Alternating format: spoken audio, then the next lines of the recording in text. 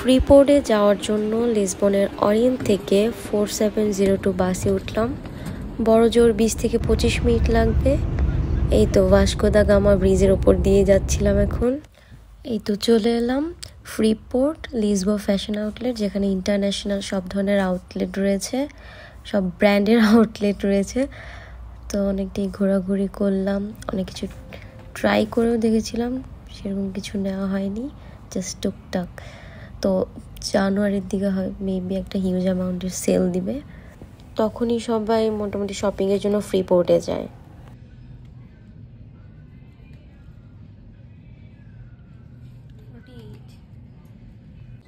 উইন্টারের একটা hat try করে দেখছিলাম কেমন লাগে। তো বলেন তো কেমন লাগছে আমাকে। Baby shoes,